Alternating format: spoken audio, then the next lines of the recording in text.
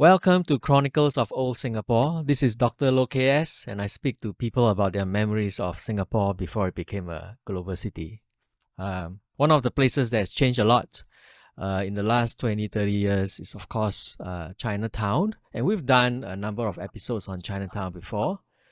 Today, we're going to focus on one of the streets of old Chinatown, Keong Saik Road. Of course, we all know that this used to be a red light district. Together with the two other roads in the area that, luckily for them, I guess, is less well known, Teck Lim Road and Jak Chuan Road. Very happy to have on the podcast today Charmaine Leung. Hello, Charmaine. How are you? Hi, hello. Hi, Cassie. I'm well, and thank you for having me on this chat today. I'm looking forward to having a good chat with you about Keong Saik. I think one of the things that I want to preface maybe, is that whenever we read some of those kind of official or semi-official stories or narratives of Keong Saik Road or any red light district in Singapore, must always be this disclaimer that this was a notorious area, this was a bad area because of the sex trade that was going on, because of the brothels, the prostitution. And it's kind of very Singaporean in the sense that we don't just tell the history, but we also feel that need to educate people that this is bad, this is a shady side of Singapore. What we want to do today is just to tell the history a little bit, and also get some memories from Charmaine about growing up on the streets, because this was literally her childhood neighborhood. By getting it from Charmaine's point of view, her mother actually ran a brothel on the streets, and she's written a book about it that allows us to see the road as a place where people lived and worked, without necessarily having to, insert those, moral judgments onto the people who live there. So, I think I've spoken enough. Charmaine, this was a street that is very close to your memory and very close to your heart. Tell us more about it. Yeah, I think it was spot on there, about how whenever people talk about Keong Saik Road, why it's called Keong Saik Street is because in Cantonese, people call it Gong Saik Gai. That's why it's very natural when people talk about it, it's Keong Saik Street. But really, the road is called Keong Saik Road, and you're spot on there saying that that there tends to be, an adjective in front of, when you describe Keong Saik Road, it's the infamous red light district. And usually it starts with that framework of even setting up for people to perceive it in a certain way. And what I really feel about that is because I grew up there, it was my home. And there is a lot of humanity in there. It's just another district that everyone lived in, and some people worked there. So it's no different from any other districts that people work and live. So to give it that sort of preface and pigeonholed it in, it was in a way unfortunate, but I guess that's also how we human tend to generalize things, right? So I think that was also when I felt there are a lot of untold stories in that place that I wanted to share with a larger public at the point when I felt ready. Because growing up there, as you've mentioned, I had my childhood there. It was a red light district. It wasn't the easiest childhood. It was nevertheless interesting, but it was not something that we speak of a lot. In fact, I was actually told not to speak about it, not to tell people where I live on the first day to school, when people ask.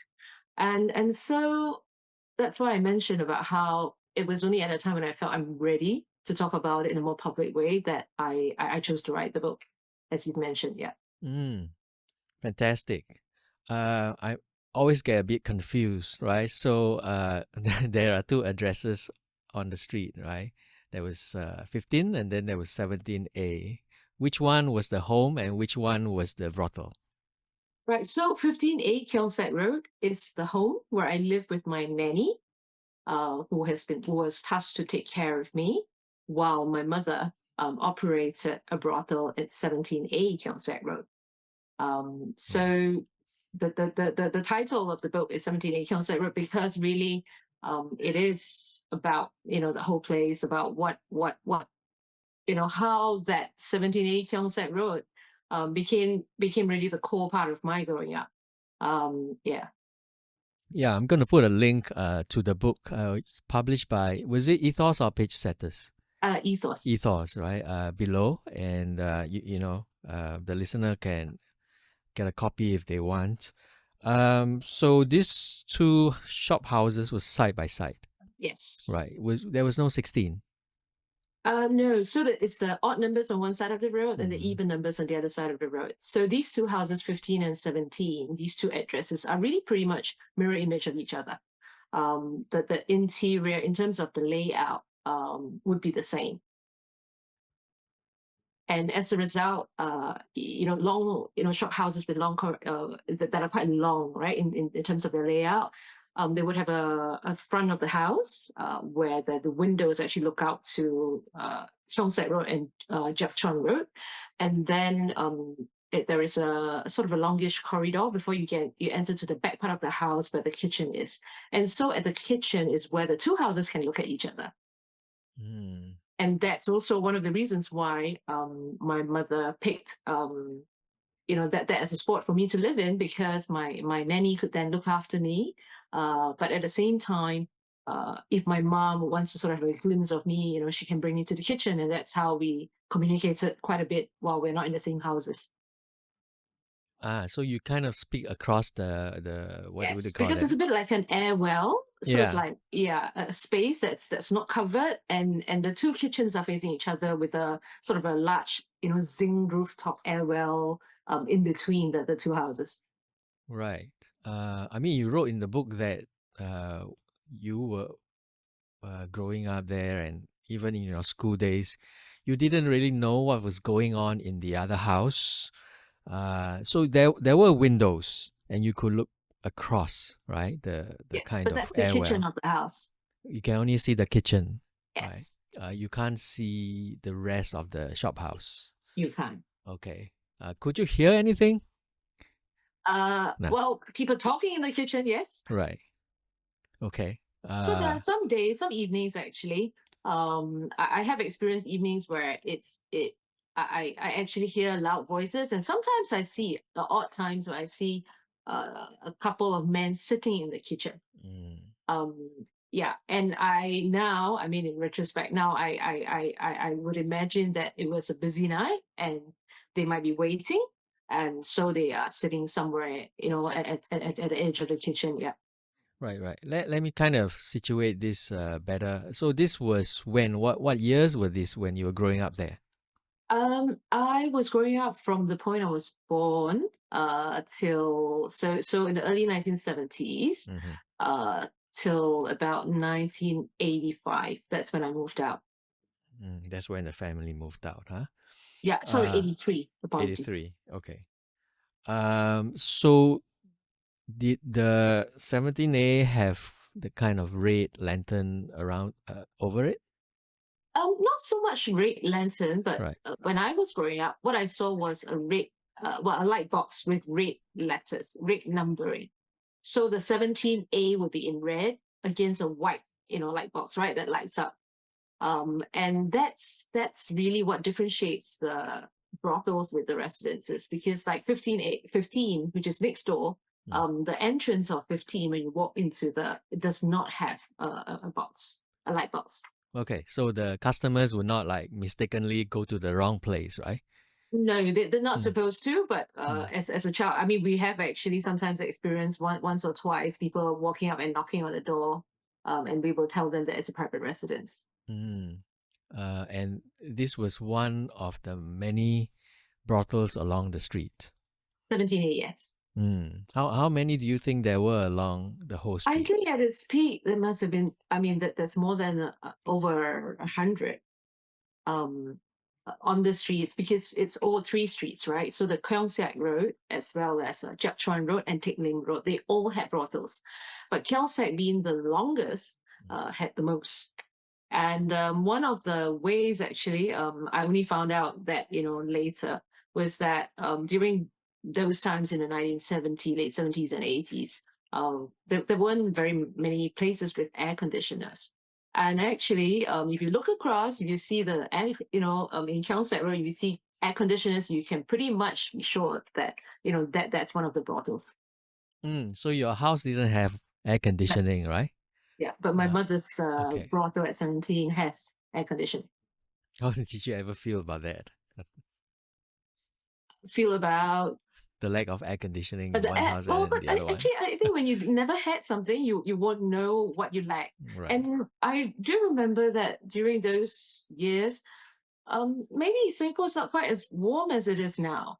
In fact, we made do with table fans, or even really just a fan, manual, the fan, made Mm. of yeah, where my nanny used to use. So no, we didn't need air conditioning. Yeah, certainly not, right? The last few days have been crazy. Yes. Tell us about the brothel business that your mother was running and how did she come into this trade? Right. So my mother actually is a foster daughter of a Mate. And Mate, as we all, those of you who are familiar, are your amas, and they come from China. It's a group of ladies that have come from China to find work in Singapore. And they all probably traveled around the 1930s, where we saw a real, influx of, all these ladies coming, mainly from the Guangdong province, and a lot of them from Shunde. My grandmother was one of those ladies who came about 2 years after her own sister. So that's my grand aunt. And they came and settled here. And Mates are known to take a vow of celibacy. They do not marry. The purpose of doing that is really a commitment to ensure that their commitment to themselves, and probably to that larger group, that their family as well, that they're very focused. They want to work and really make a make a living and provide for the family back home. And they all really send most, if not, I mean, they leave very little money for themselves, but they send everything back home to China, where they can then help to build houses, provide living for people who are there. So my grandmother came and lived and settled in Singapore. They started off in Chinatown. That's where they congregate, in the Hei Yun Gai, in that area, Chung Gang Street, and found work. At that time, Keong Saik was a place with a lot of clan associations, Mm. and also sort of trade offices, where people actually have meetings and all. So they tend to have host meeting, entertainment, what they call 公馆、文馆, in Cantonese, where then they will need chambermaids to sort of clean the places, or keep them in order. And that's really how they make a living. So the Matas came. Some of them work for private residences, others work for such uh, 公馆 and 旅馆. And what they do is that those that work in these places usually get a bit more tips, because there's quite a bit of turnover and of guests and all. And that's how she lived there. Then, because the Matas do not marry, they don't have offsprings, and what they do then is, usually at about the early 40s, late 30s, early 40s, they start looking for um, daughters that they want to adopt. Uh, so as a caregiver, as a helper to what they're doing, and that's how my mom came into the household as an 8-year-old who was born in Selangor, but into a very poor family that had, too many children, and was given up. Uh, Given up is a nice way of putting it. I mean, pretty much was sold because it was an exchange of money, Mm. and then she left her home, and since then she grew up with my grandmother. Over time, the evolution of the Keong Saik Road, from entertainment houses to becoming a brothel, was also happening at the same time. And that's how my grandmother, from a chambermaid, eventually managed a brothel. And when she passed away, it was passed on to my mother. Um, Throughout those years when my grandmother was alive, my mother was sort of like a helper to her. Mm. I wonder if there's a term, right, for the entertainment house. I mean, that's the term you coined in your book. I wonder what Yeah. the locals would have called it, I right? think in the earlier days, they called it. I mean, when you have all the 回本 and 公本, where Mm. people actually have meetings and all, and then eventually, if they started having young songsters that sing and entertain, we call them the 陪跑仔. Mm. Then we started calling some of these entertainment houses 陪跑馆, Mhm. because that's where they operate, right? The Pei come and sing and operate. And some of them is Pei Gun, where the Pei are stationed there and people go there for them. So I think that there's a variety of different modes of operation. And eventually when it got evolved into really brothels, I mean the very not so savory word that people called it is gai dao literally. Kaita, what does that mean? Gai dao means it's like where you keep Ch- the chickens, chicken, yes. right? And So Tao, gai dao. what does Tao mean? Tao really means it's like a colloquial way of saying it's a space where people gather. Okay. Do you think there was ever any sexual things going on in the entertainment house? Not when. So I think in the early, when someone books a paper for entertainment, she comes in and sings and performs, entertains that way, have Mm. a few drinks, maybe eat a little with the group of people around the table, and she might then leave that entertainment session and go to other houses that she's been booked.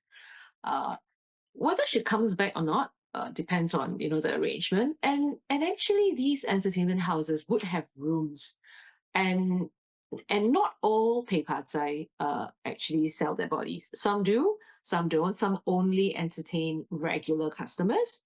And I think so. It's also upon them knowing the customers as a regular person, then they would eventually sort of have sexual transactions, Mm. and probably over after really after a while. It's not something that happens upfront. You personally know one or two of these peibatai, right? When they were older, I Yes. mean, how were their, uh, what were they doing, or how did they have, sexual relations, or even kind of relationships with the businessman who came? Yes, I Mm. mean they did. I know one who now she's passed away. She then of course became one of the aunties that is one of my mom's good friends, and yeah, so they actually uh, will have sexual relationships. And then that's how I described it earlier, earlier about how it's over time. It's not the immediate, sex is not the first thing on their minds.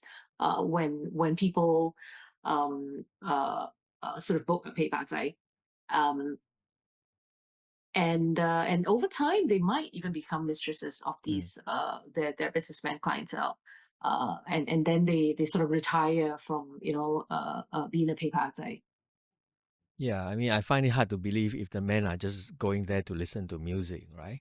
Yeah, so Mm. it's actually post meeting entertainment, Mm. over food and drinks with your ladies singing, and they're all 16 to 20, and I mean naturally they are attracted to these ladies, right? But it is also depending on the stature of the ladies, whether they want to sell sex. I think they do have a certain control, uh, or rather, it is maybe almost like it's a process. They don't do it at the beginning. They are already open to selling sex, but that's also how they position themselves, where they become more desirable, and hence some of these Hong Pai Aku. After the paper side, the Hong Pai, when they call them Aku, that's when actually I think the sex Mm. it's a lot stronger, the whole connotation. When you're called Aku, Hong Pai Aku, really you would be offering some sort of sex service. And then subsequently, when it was all brothels, I mean, these ladies were called daigula. Tell us about that transition. Was this something that you were seeing or you were kind of knowing in your No, childhood? and in my child, by the time I was growing up, it was already all brothels and daigula. And the daigula comes in, I mean, many forms. I mean, they're the ones that just offer sexual services. There are others that have sexual services and massage services. Others would be just massage and masseuse, but it's just happening in a brothel area. So that to my understanding, was what was happening at the time when I was growing up. All that thing about Pei Pa Zai and Keong Saik being a popular street where also some of these clientels find their mistresses and keep them there were way before I was born. So I never witnessed any of that. But it's actually through stories told to me by the auntie. Yeah. Mm-mm-mm. Right. I mean, I'm just thinking if there were alternatives, right, that come up at the time, and the businessmen were finding other kinds of entertainment houses where they could go, and therefore that or was it more a case of, this, it was getting difficult to have more of this pei pa zai, that you needed to have some skills with the instruments and the singing. I mean, So, these are skilled yeah. entertainers. Indeed. I mean, indeed, I don't know particularly exactly about the evolution, but I think over time, yes, there Mm, was no more singing. It was just really the Daifu Liangs, and I think that was when it changed because there were actually less and less of these peipas. A lot of them actually came from the peipas. The early ones really came from China, mm, as far as I understood. I from the stories I've heard, I actually don't know um many like local pepatai or the ones from Malaysia. By the time we know that there were ladies from Malaysia in the street operating, it was already at a time where it was Tagulang and all brothels. mm. Yeah, I mean, this was also the time when the Maje were kind of ending their time in Singapore, right? They were getting older, or some of them had gone home, and we were getting a new breed, of domestic servants, which became our maids or domestic workers. So maybe the same thing happened with the Pei Pa Zai. And I don't know if when the earliest KTVs, uh, that would have likely replaced a lot of the entertainment houses. So, but very interesting. But anyway, I'm not going to Yeah. press you on it. So you said that by the 70s, the Keong Saik Street had become a red light area essentially, right? Um, and your mother was running one of the brothels, 17A. Um, Tell us about the business. How much did you know about the business and how the business operated? Right. So from what I understand, even in the earlier years when my mom was still young, and those were the days before there was a telephone system, or rather, only very rich people would have a telephone. How the place operated is that the whole street has many different brothels. There are girls that will attach themselves because they have to sort of attach themselves to a bit of an agent house, right, where they can be found. So that's one way for men coming to the street to find them. There is no soliciting on the streets at all. So everything happens within a brothel. And so the ladies, even if they're free agents, they need to be able to be contacted. And in those days, if you think about it, when you didn't have mobile phones, then you really need to attach yourself to whether it's number 17, number 19, or 55, a number. And so the operators uh, of the brothels would know where different ladies their names are. And I think back then people really had a good memory because that's what it's based on.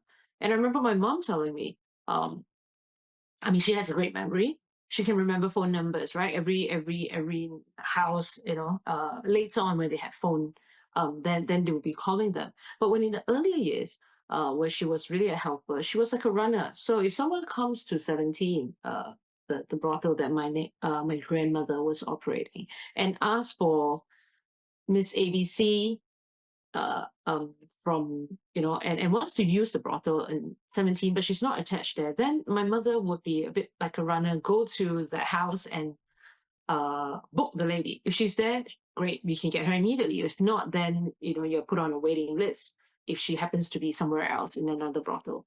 And that was the mode of operation, how really they attach themselves to a brothel, and so they are considered the sea towel, the boss for these brothels.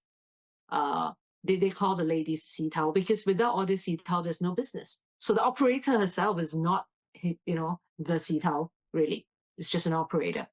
And when the phones came in, then it was a matter of calling to say that, oh, we request this girl, and at what time is she available. If she happens to be in another house, so instead of her returning back to her base, we will ask her to just come straight to wherever her next booking is.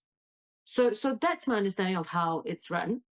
um, and uh, and and pretty much the the customers will go to the brothels that they prefer. It might be because the girls are attached there, or they have a good relationship with the operator, who sort of operates like a mama sang. So imagine if you have someone that's more sociable, it's likely that customers would like to go there a bit more. The decor of the places would be different. Some would be really very plain, typical, just a bedroom and all. But others, maybe by then, during different stages, would have air conditioning, would have, I don't know, softer lighting, whatever. That would be those would be the distinctive sort of characteristics of different ones. Mm. In your book, you did some description that your mom put up more rooms or more beds, right? Did you personally go into 17A? Yes, I did. So as a kid, I have gone in there, especially, well, sometimes in the mornings of weekends, or late nights after the brothel closed. Really, when we say late, it's about after 11 o'clock. And I have seen the way the rooms are sort of cordoned off. So the front part of the house uh, would have, so each unit would have 3 windows. I think that already allows it to sort of be cordoned into 3 bedrooms, 3 bed spaces. Mm. Where that same space on 15, where I was living, was just all a living room. In 17, it was 3 bedrooms with windows, and then 2 more without windows. That's my memory of it. So there are about 5 to 6. Then Mm. there's a little sort of sitting area where when people come into the door, they sort of wait there. That's the ground That's my floor. memory of 17A. 17A means second floor. Ah, Yeah. so the ground floor is just the kind of office or lobby. No. So back then, each floor was sort of uh, leased out to different people. So 17, uh, on the ground floor, was Right. actually a house that the landlords themselves choose to live in. They leased out 17A to my mother, and there was also 17B to another brothel owner. The Yeah. landlords lived on the ground floor, Yes. and the men would have to go up past them to the first floor. So the ground floor opens into the. If you look at the houses in Keong Saik, the shop Yeah. houses, the ground floor actually has a door that opens up, and then at the side of that, there is a staircase that leads up to the second and the third floor. You mean from the outside? Yes, from the outside. Okay, okay. So they Yeah. don't have to go into No, no, that. no, All they right. don't have to. So That today, I think because of businesses taking over, and if they've taken over the entire unit number, then it is it's all linked up. They closed off that staircase. I should find the landlord and interview them. I don't know if many of the landlords are still alive. I mean, a lot of Yeah. them, some of the landlords are actually Martes themselves, who actually made, Mm. well, managed to sort of save up, make money, and purchase the houses themselves. Mm. Did you speak to any of the sex workers? Not not not when I am an adult. When I was young, when I was a child, yes, for sure. Oh. And then the only person that I really spoke to that was a sex worker then was again my auntie, who was a paypazai and then sex worker. Mm. You mentioned in the book that there were also new kind of prostitutes who came from Malaysia to work in the 70s, right? So there were really like two groups, the former Pepazai and the kind of the probably Yeah. they'll be younger, right? The Malaysians will be younger. Yes. Yes. And in fact, I think it was over time, right? The younger, I mean, the earlier first generation paypazai would already have, well, retired, married somebody, started operating a brothel themselves. so different things that they've gone into, and then slowly phased out, and then with evolution change, majority of the ladies actually came from Mm, Malaysia, because I always hear was as a kid, the tetes are going back to Yap Fao, and then they will go in for like 2 weeks, and then they're out again. So it was very clear that they definitely crossed the border, went home, and then come back out. Whether it's a case of visa restrictions or whatever, I have no clue because I didn't ask it then. mm, But that was the general impression I got. They always had to take a leave for, after a few months, they would have to go away for a while. mm. Could you tell us about this auntie, right? This ex Pepatai. Kind of what was her outlook and how did she look upon, her job? I think they kind of, she was, uh, interestingly, she's not from China. Mm, She was the first, her parents came from China, lived somewhere in Chinatown, and she was born there. But her mom passed away very young. She was just left with her dad.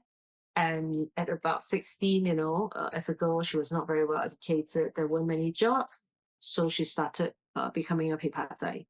And then with the evolution of pepazai into entertainment houses to brothels and all that, she then evolved. Uh, and that's where she met a man who she later became the third wife of the man. And the man was actually a business operator, operating, in the Chinatown area, had shops in the Chinatown. mm. So she was the third wife, yeah. She was probably quite talkative, right? She was quite talkative, Mm, yeah.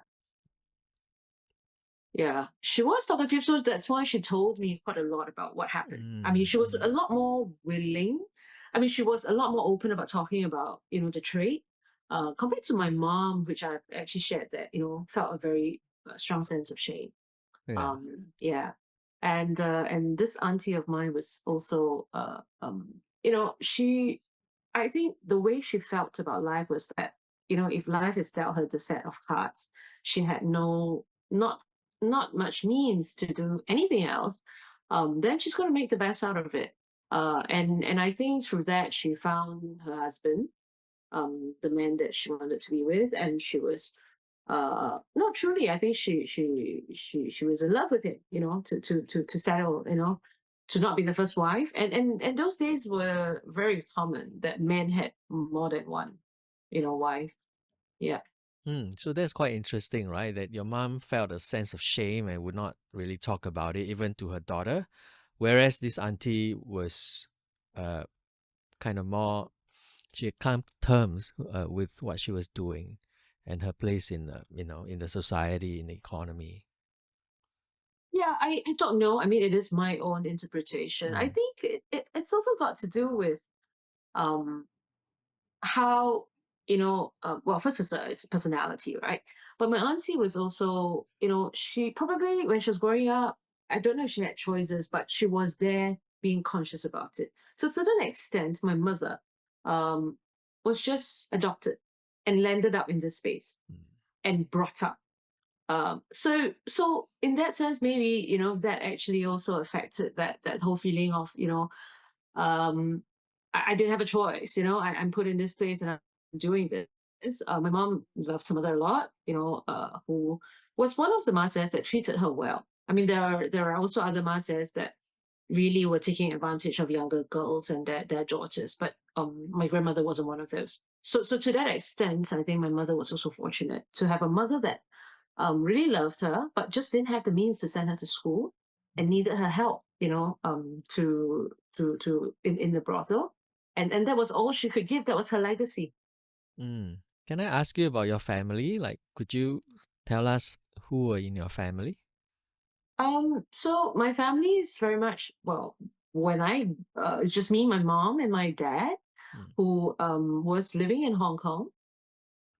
So he had business in Hong Kong, and for whatever reason, not left of trying. I think they were trying to make applications for him to get residency in Singapore. It was never successful. oh, So whether it was, I don't know, not enough, whether he didn't have the qualifications to be here, or didn't have enough money for the investment to be in a residency in Singapore, even back in the 1970s and 80s, actually 1980, yeah. I don't know. I don't have the full extent, but I know that they tried. They went to see MPs, they went to apply, including my mom and dad registering their marriage again in the 1980s in Singapore, because they were their marriage was registered in Hong Kong. So, Right. so they went through all of that to try to gain residency in Singapore, but failed. And as a result, my father continued. I mean, his work and business in Hong Kong.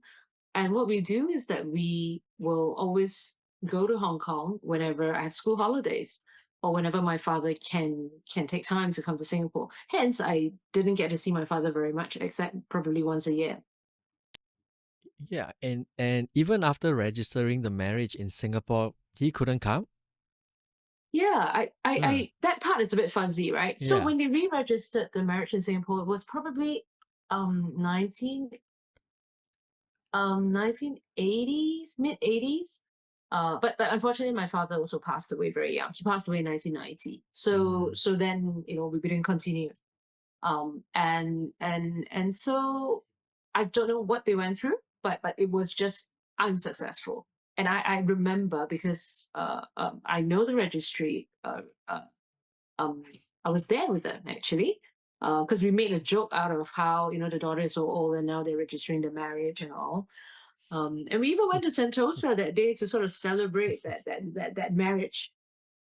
My So I goodness. remember that, Yeah. and then we went to see MPs and different things, but never very successful. I don't know whether it was not getting to the right places to apply. But yeah, that was what it was. That is not family friendly at all. That's terrible. I don't know. So I don't know whether they went to the right places. I'm not going to make that comment and say that they went to the right places and it was not happening.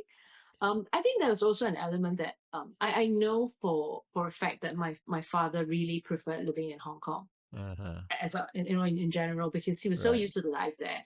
Um, uh, but not that they didn't try. I think they did. Yeah. Was there ever a discussion, that you and your mom would migrate to Hong Kong? There was, but it was always that thinking that, oh, the education system is better in Singapore. Mm. The English standard was assumed to be better, and so I should finish school here. Um, and yeah, and those were the decisions that were made. Did you have siblings? No, I'm an only child. Okay. Wow. Those days it was, two is enough. So, but I guess because your father was away, it was difficult to have a sister, right? I don't know whether it was difficult or they just didn't want more, because my mom and my dad married quite late.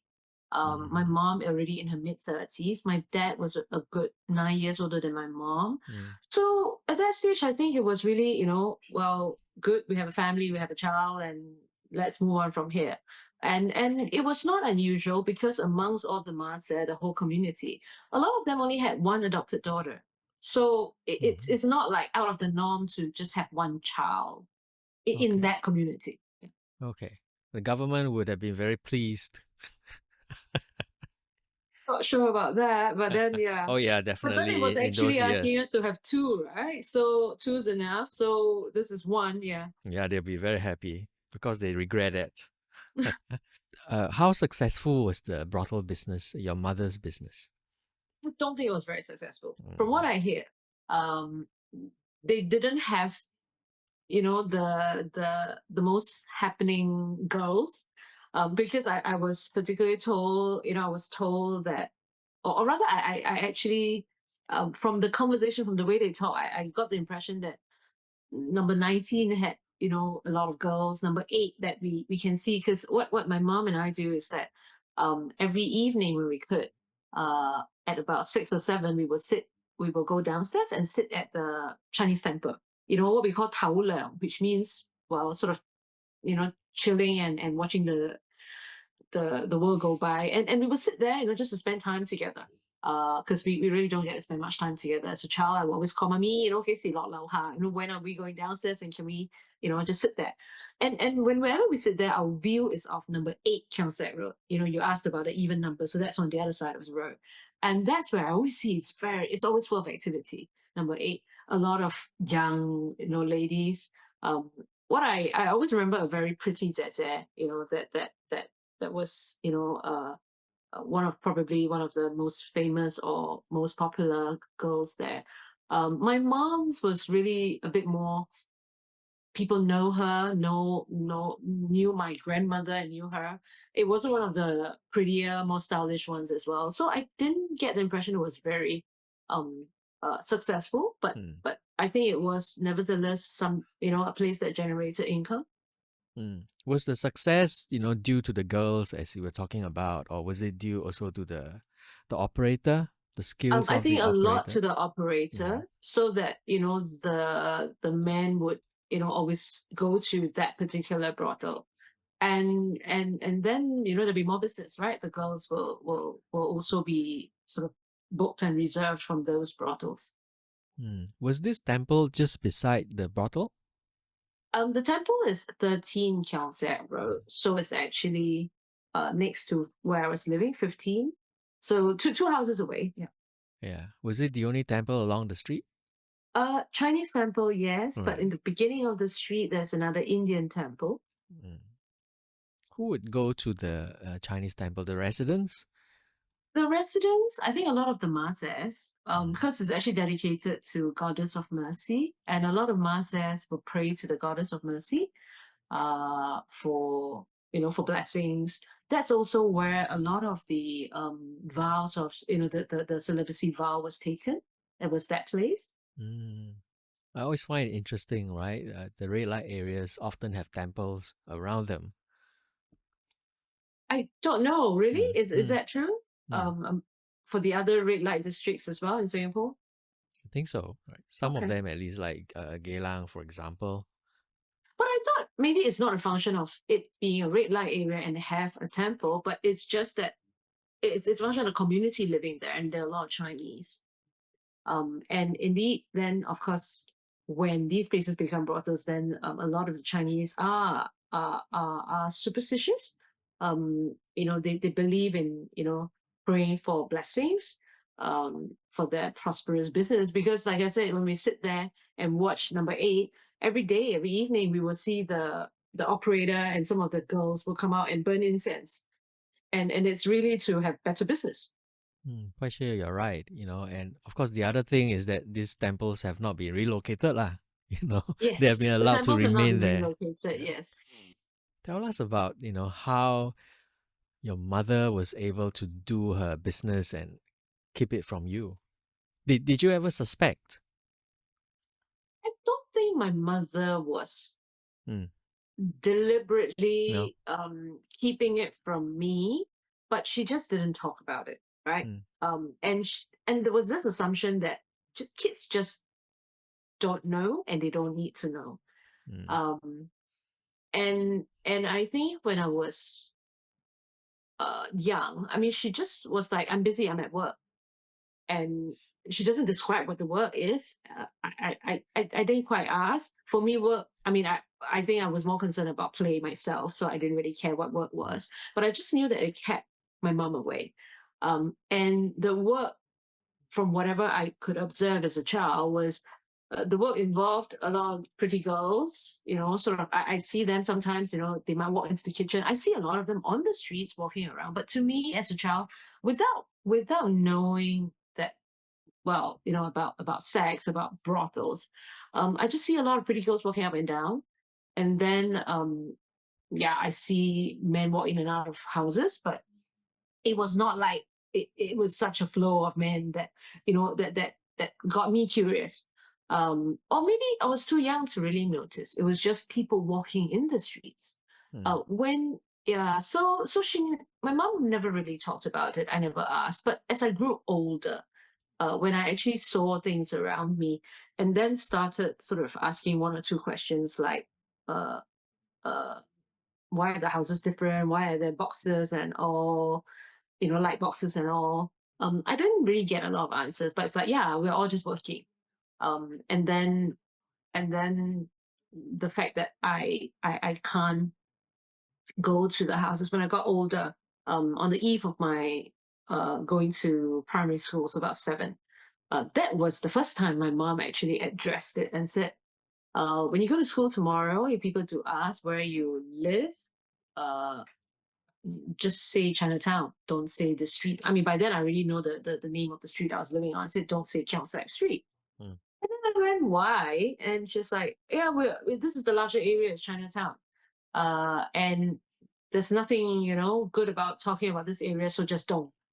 If they ask you what your parents did, your father's a businessman, true, and your mom is a housewife. She just stays at home.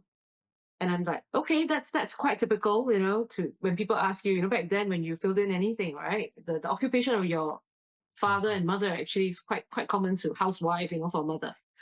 Yeah, and so that was that. So it was a case of I don't think she hid it from me. She just didn't talk about it.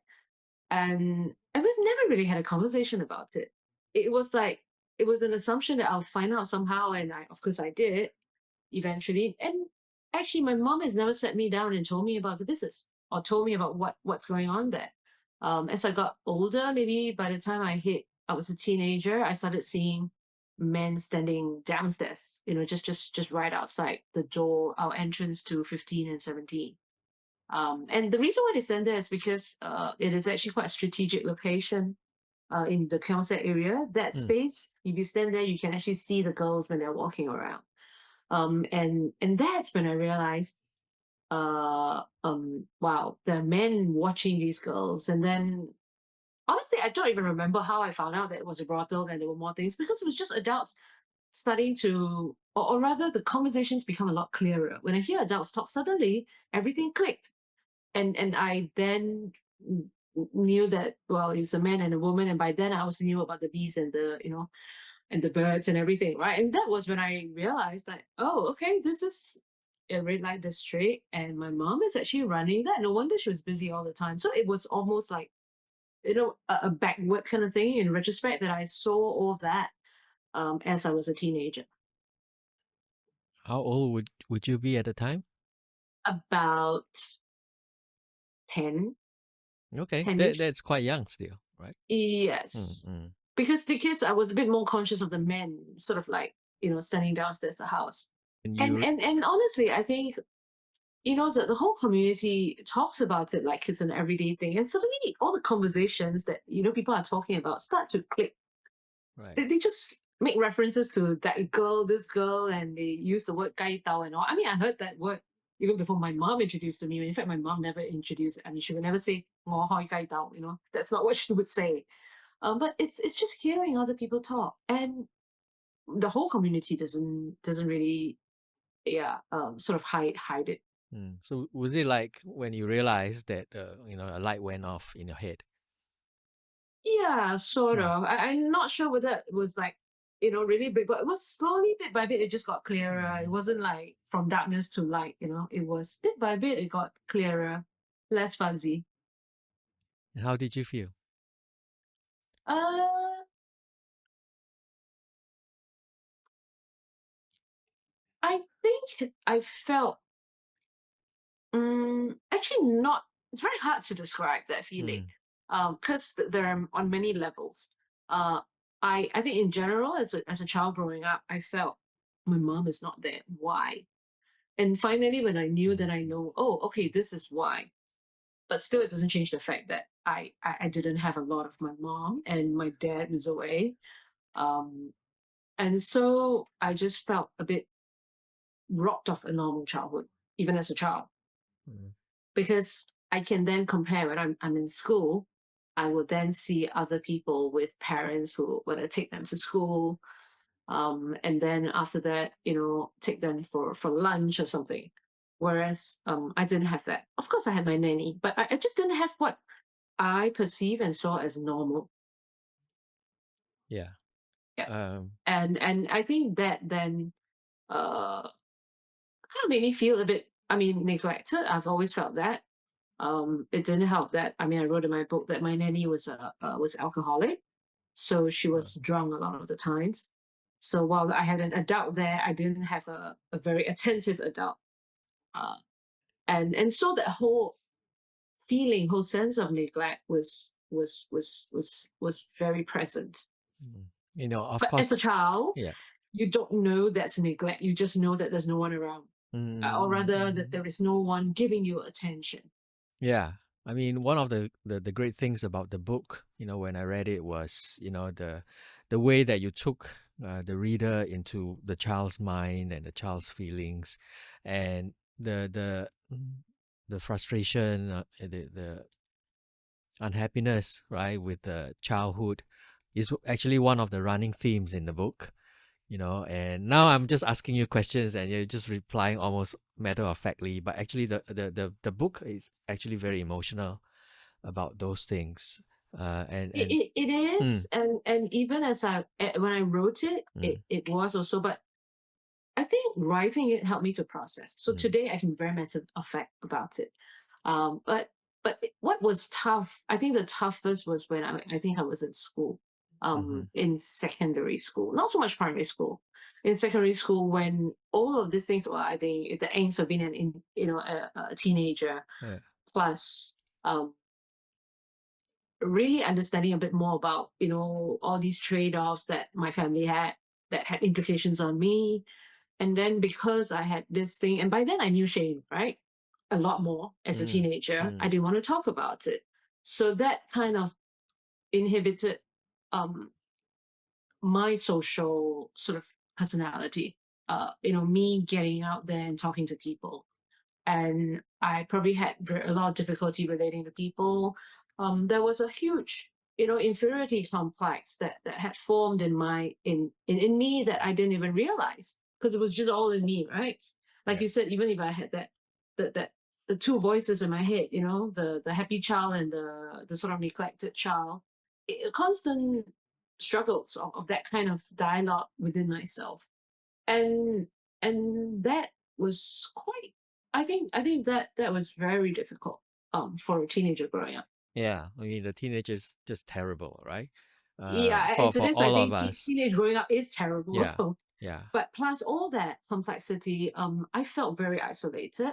Mm, I felt I couldn't be real, and because I couldn't be real, then people didn't like me. So a lot of that, the way you connect things and all, and and and I think it brought me into even adulthood. All of that. I mean, is in you. You just don't get rid of it. But so for me, why one of the reasons why I really was so wanting to leave the country at that point, I didn't realize it was really mm, to leave all this behind and start afresh.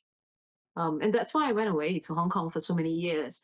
Plus, Hong Kong was my happy place because that's mm, where whenever I go as a child, really, really happy with the family, and that became the place I want to go. And when I had an opportunity to find work there, I found work before I went. But I was opportunistic.